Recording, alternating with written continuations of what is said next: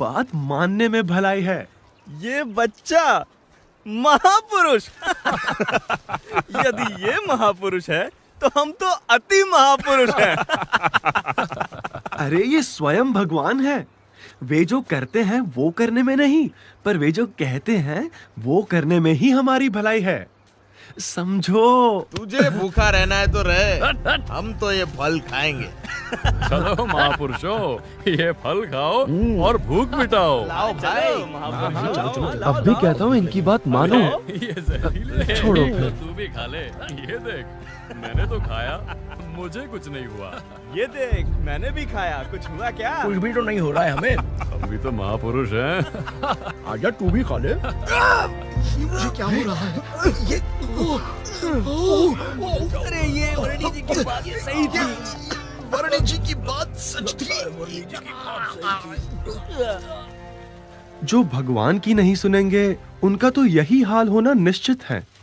पर हाँ, इन सब को एक बार तो आपके दर्शन जरूर हुए हैं, तो कभी ना कभी तो उनका कल्याण जरूर होगा। मोहनदास जी, आप मुझे थोड़ा थोड़ा पहचान गए हैं, मुझसे जुड़ भी गए हैं। अभी आप थोड़े समय के लिए यही कहीं किसी तीर्थ स्थान में बस जाइए। समय के चलते पश्चिम दिशा में आपको पुनः मेरा योग होगा और आपका मोक्ष भी होगा।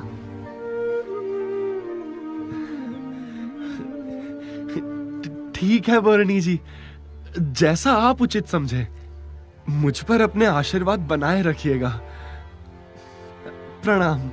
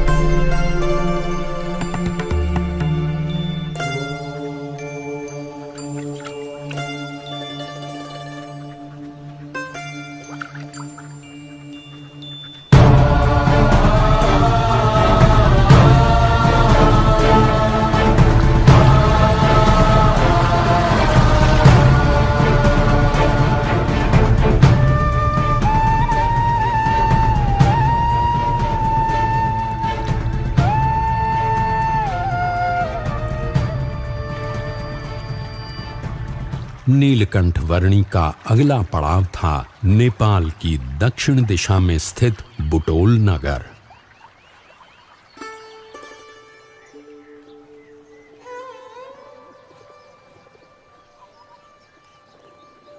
सबका न्याय करने वाले तो भगवान हैं। वही है जो सभी जीवों के कर्मों के अनुसार उन्हें फल देते हैं। राजा होते हुए आप जो न्याय करते हैं वो तो एक निमित्त मात्र है। जी। ये देखो, महादत्त राजा और उनकी बहन माया रानी को हमें छोड़कर एक बच्चे से उपदेश ले रहे हैं। और ये बच्चा ऐसे राजा रानी को उपदेश भी क्या देता होगा? इस तरह परमात्मा को साक्षी मानकर कार्य करोगे तो राजधर्म का पालन भी होगा और आत्म कल्याण भी होगा। जी नीलकंठवर्णी।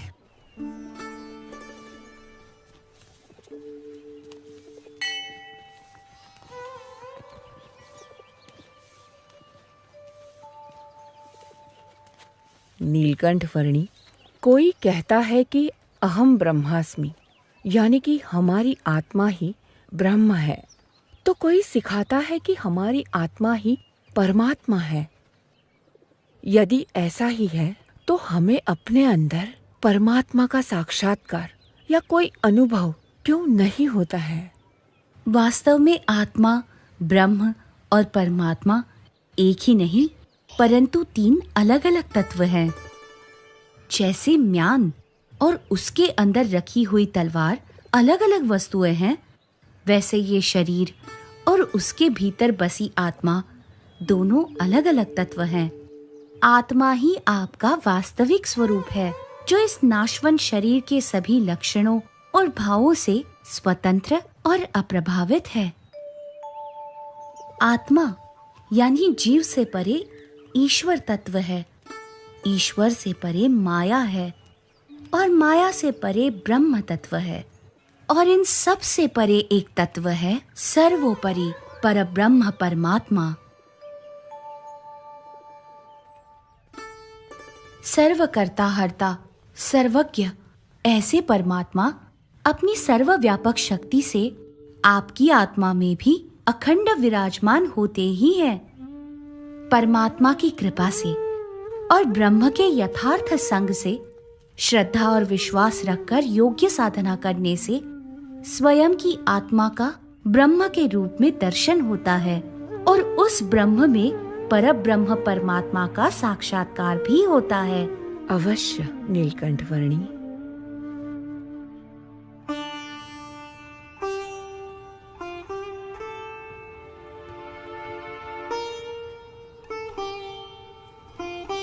हमारे राजा महादत्त और उनकी बहन माया रानी, इन दोनों को नीलकंठ वर्णी के प्रति कुछ असाधारण सा भक्ति भाव है। हाँ, तभी तो वे जब जब नीलकंठ वर्णी जी हमारे बुटोल नगर से बिना बताए विदा हो जाते हैं, तब तब हर बार किसी भी प्रकार से उन्हें ढूंढकर वापस ले आते हैं। हाँ, देखना, अब तो नीलकंठ वर्णी जी जन्माष्टमी का उत्सव भी यहीं मनाएंगे और हम सब के प्रेम के बंधन में बंधकर हमेशा के लिए यहीं बस जाएंगे।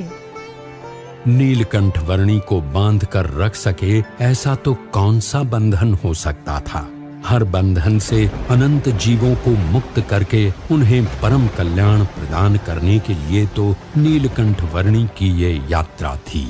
अपनी कल्याण यात्रा को चिरकाल तक अविरत रखने के उद्देश्य की परिपूर्ति के लिए एक सुबह नीलकंठ वर्णी बुटोल नगर से आगे बढ़ चले, उत्तर में नेपाल के पोखरा की ओर।